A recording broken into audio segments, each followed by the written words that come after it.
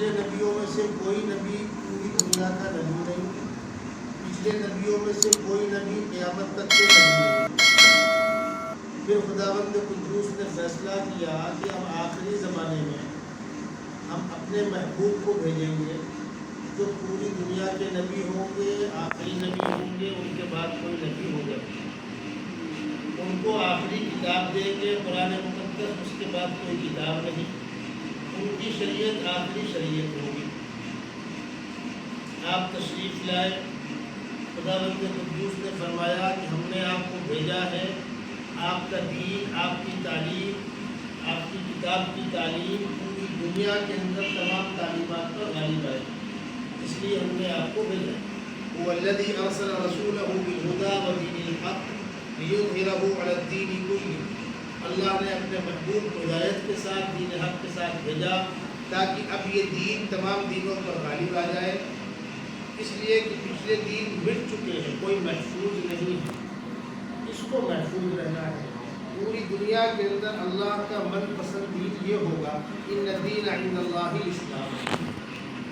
اللہ کے نبی صلی اللہ علیہ وسلم نے کوشش محنت کی، مکہ المکرمہ کے اندر 13 سال گزر گئے مظلومانہ تکلیفوں کو برداشت کرتے ہوئے، پھر آپ ہجرت فرما کر مدینہ منورہ آ گئے، وہاں بھی شروع کے حالات اچھے نہیں رہے، جنگیں ہوتی رہی وغیرہ وغیرہ۔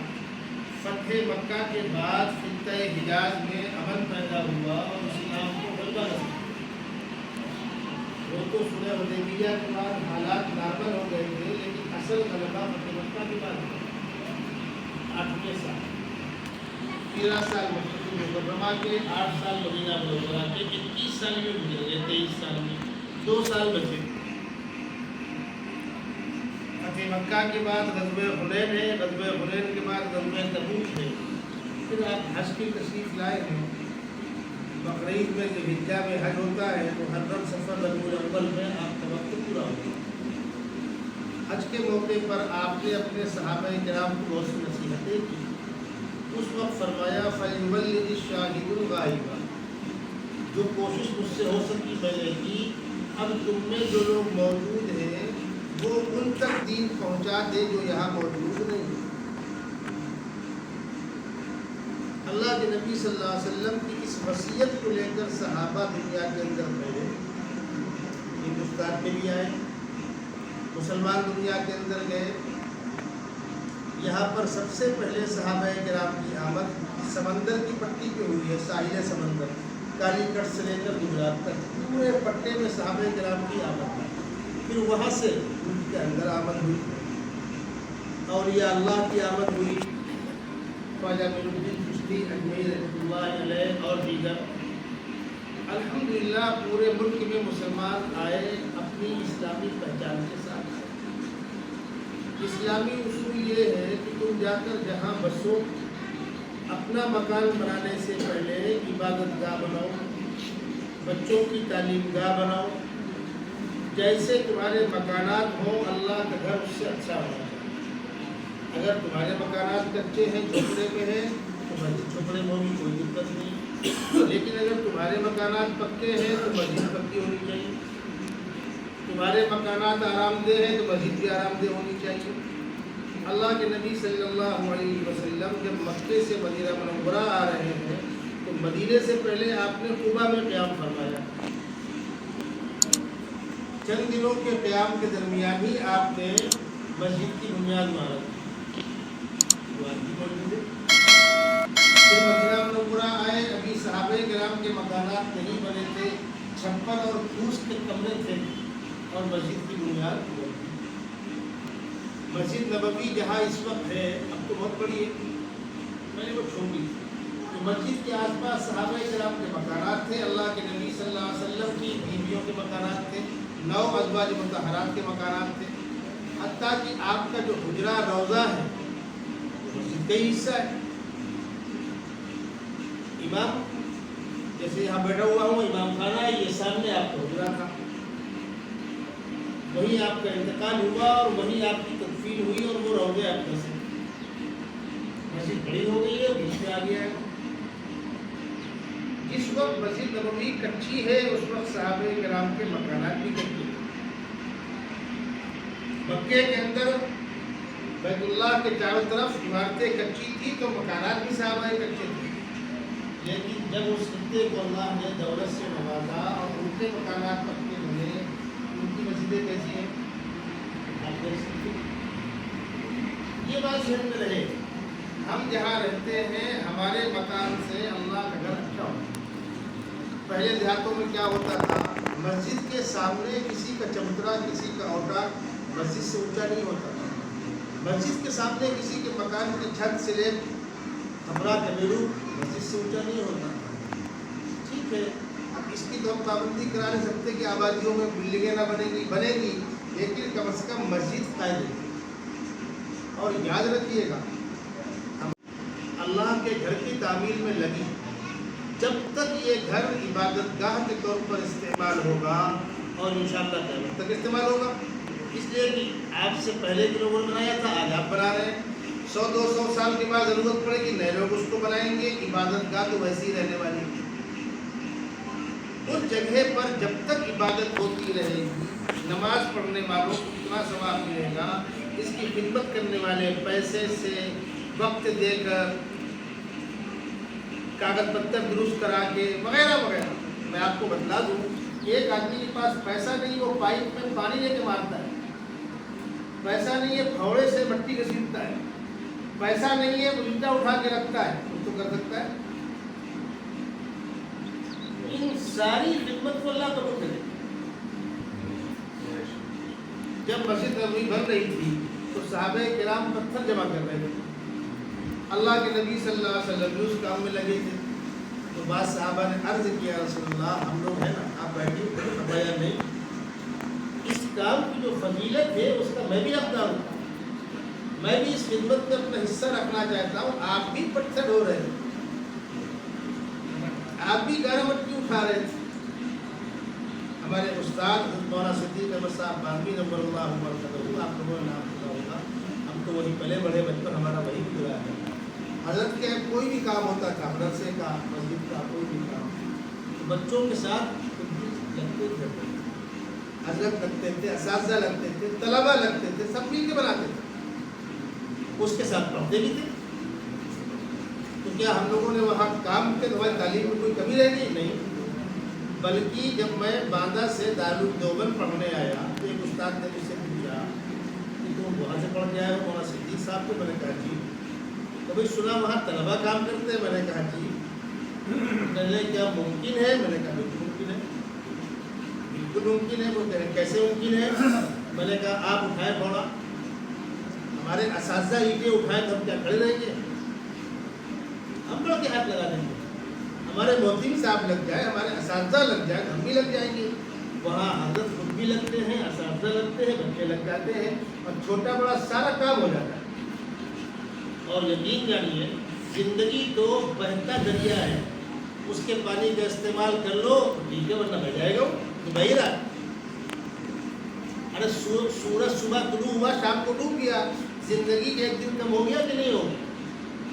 صبح ہوتی ہے, شام ہوتی, زندگی یوں ہی تمام ہوتی. ایک وقت آتا ہے, چل دیے, کیا لے کر آئے اور کیا لے کر گئے.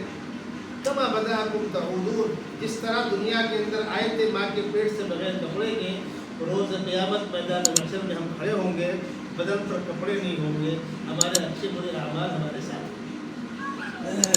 آج میں جو چاہوں کر دوں, طاقت پر, پیسے پر, دولت پر, عہدے پر گھمنڈ کرتے ہوئے, لیکن جب وقت پورا ہوگا تو میرے ساتھ میں کیا جائے گا؟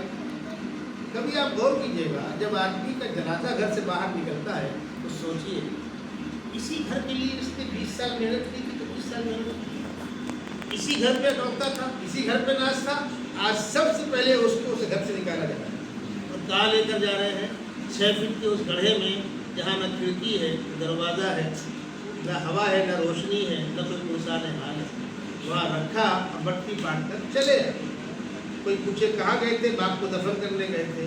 اپنے باپ کو تو زمین میں گاڑ کے چلے آئے, اور کرے گا اس کے علاوہ اور کرے گا؟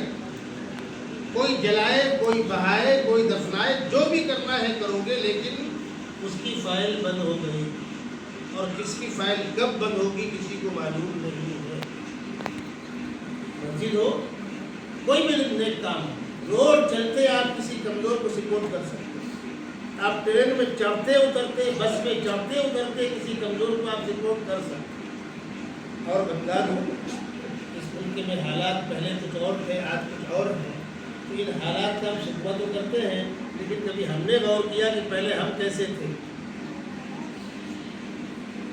چھوٹی مثال آپ کو دے رہا ہوں، ٹرین آ کر لگی 5 منٹ تو اس کا اسٹاف ہے، سب کو چڑھ جانا ہے اس کے لیے، کوئی رہے گا نہیں، سب کی برتھیں طے ہے کون کہاں رہے گا، ایسا نہیں گھس پائے تو گھس پائے اندر رہ گئے، نہیں۔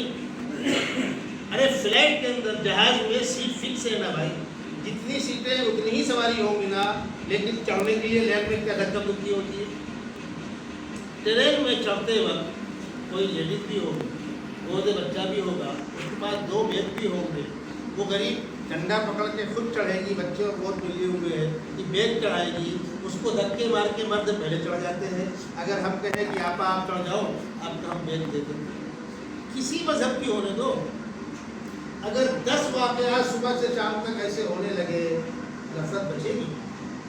ٹرین رکی، کسی کو اترنا ہے، سب کو اترنا ہے، لیکن ایک پہ چڑھ جانا ہے، کسی کا سامان بھوجن ہوتا ہے، کوئی کمزور ہے، ضعیف ہے، آپ چلو آپ کو ہم دے دیتے ہیں، بہن آپ چلو آپ کو ہم دے دیتے ہیں، اور جہاں یہ ماحول اور مزاج ہے وہاں منظر کچھ اور یاد رکھیے۔ اسی کو کہنے والے نے کہا جب سر میں ہوائے طاعت سرسبز امید کا تھا، جب سر عصیاں چلنے لگی، اس پیڑ نے پلنا چھوڑ دیا، اللہ کی راہیں اب بھی ہے کلی، آثار و نشاں سب قائم ہیں، اللہ کے بندوں نے مگر اسلام کو نہ دیا۔ اچھائی کے لیے کوئی کریں گے، بس چلتے پھرتے اٹھتے بیٹھتے انسانوں کے ساتھ جانوروں کے ساتھ پیاسے کتے کو پانی پلانے میں اگر فاحشہ عورت کی نجات ہو سکتی ہے تو پیاسے انسان کو پانی پلانے میں۔ اس لیے میرے بزرگوں، خوش قسمت ہے آپ، اللہ نے آپ کو موقع دیا ہے، مسجد کی تعمیر ہو رہی ہے، جس کا جو تعاون ہوگا اللہ اس کو قبول فرمائے۔ اور میں تمام نوجوان ساتھیوں سے کہہ رہا ہوں، زندگی بہت چھوڑی ہے، آج تو عجیب بیماریاں ہیں، میرے دوست چلتے پھرتے گھر سے اٹھ کر کے ایڈمٹ کیے گئے، والوں کو کتنی بیٹھ رہی ہے، وہ پہلے ICU میں، پھر وینٹیلیٹر، اب غریب لوٹ کے بھی آیا، کتنی اس کی بیٹھ گئی، کیا اس کی حالت ہوگی؟ کس کے ساتھ کون سی بیماری کب لگ جائے، کون سا حادثہ کب ہو جائے؟ کم سے کم اپنے خالق و مالک سے رابطہ رکھے، رشتہ رکھے، اس لیے کہ جانا وہی، تاکہ یہاں سے وہاں جانے کے بعد وہ گھر بنا اچھا۔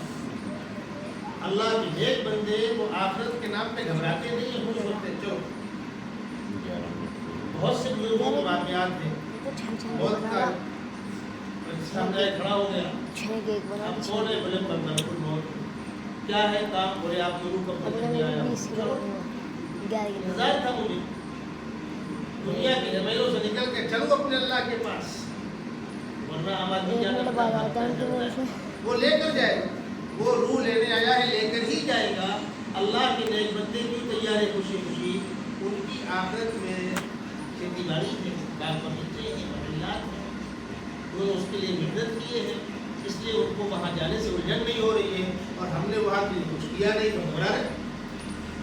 اس لیے زندگی کا صحیح استعمال کریں، اللہ تبارک و تعالیٰ تعمیر ہونے والی اس مسجد کے پورے کام کو خیر و عافیت کے ساتھ تکمیل تک پہنچائے، جس سے جو ہو سکے، کوئی روپیہ کوڑی سے تعاون کرتا ہے، کوئی سامان دے کر دیتا ہے، کوئی محبت کے 2 بول دیتا ہے، کوئی کسی بھی قسم کی مدد اللہ کے گھر کے تعمیر میں ہماری شامل حال ہوگی، اور یہ اللہ گھر تعمیر ہو جائے گا۔ جب تک یہ گھر آباد رہے گا، نمازیں ہوتی رہیں گی، نماز پڑھنے والوں کو نماز کا ثواب ملے گا، اور بنانے والوں اور خدمت کرنے والوں کو اللہ اپنے غیبی خزانے سے ان کا ثواب عطا کرے۔ مبارکباد دیتا ہوں بس کی بات ہوگی، اور دعا کرتا ہوں کہ اللہ تبارک و تعالیٰ جلد از جلد خیر و عافیت کے ساتھ اس کی تعمیر کو مکمل کرے۔ السلام علیکم ورحمۃ اللہ۔ نماز کے بعد سب بنیاد ہوگا، سنتوں سے فارغ ہونے کے بعد تمام ساتھی رکیں گے اور حضرت سے مسافہ بھی ہوگا، اور حضرت مفتی سمیع الرحمان صاحب جو فرید آباد سے تشریف لائے ہیں ہمارے درمیان، نماز جمعہ پڑھائیں گے۔